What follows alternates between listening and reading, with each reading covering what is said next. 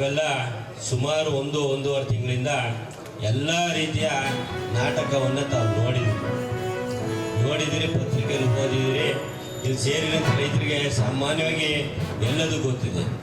ಆದರೂ ಸಹ ನಾವೇನು ಆಡಳಿತ ಪಕ್ಷದ ಶಾಸಕರಿದ್ದೀವಿ, ಇವತ್ತು ವೇದಿಕೆ ಮೇಲಿದ್ದೀವಿ.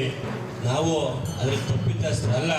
ನಮ್ಮ ರೈತ ಬಾಂಧವರು, ನಮ್ಮ ಸರ್ಕಾರ ಹಾಗೂ ನಮ್ಮ ಶಾಸಕರು ಸರಿ ಇದ್ದಾರೆ, ಅವ್ರದ್ದೇನು ತಪ್ಪಿಲ್ಲ ಅನ್ನೋದು ತಿಳ್ಕೋಬೇಕು ಅನ್ನೋ ಒಂದು ವಿಷಯವಾಗಿ ಇವತ್ತು ನಾವು ರೈತ ಮುಖಂಡರ ಜೊತೆಗೆ ಇವತ್ತೊಂದು ಸಭೆ ಕರೆಯೋಣ ಅಂತ ನಮ್ಮ ಹಿರಿಯರು ಶಾಂತನಗೌಡರು ಹೇಳಿದ್ರು. ಆದರೆ ಅವರು ಯಾವ ರೀತಿ ಅವ್ರ ಮುಂದಾಲೋಚನೆ ಇರುತ್ತೆ ಅನ್ನೋದಕ್ಕೆ ಬರೀ ನಾವು ಭಾಷಣ ಮಾಡೋದು, ರೈತರು ಸೇರಿಸಿ ಪ್ರೆಸ್ ಮೀಟ್ ಮಾಡೋದಲ್ಲ.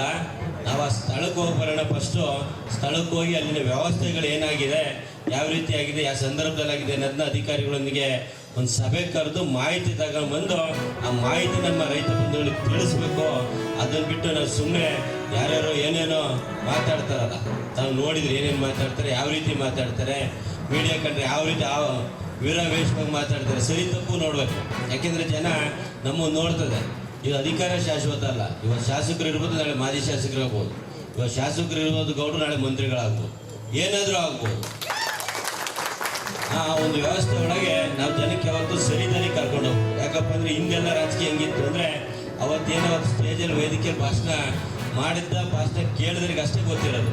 ಆದರೆ ಇವತ್ತು ನಾವಿಲ್ಲಿ ಭಾಷಣ ಮಾಡೋ ಮುಂದೆ ಒಂದು 1000 ಜನ ಸೇರಿದರೆ ಇದು ಲಕ್ಷಾಂತರ ಜನ ಇಡೀ ರಾಜ್ಯಾದ್ಯಂತ, ದೇಶಾದ್ಯಂತ, ವಿದೇಶದಾದ್ಯಂತ ನೋಡೋ ಒಂದು ವ್ಯವಸ್ಥೆ ಇದೆ.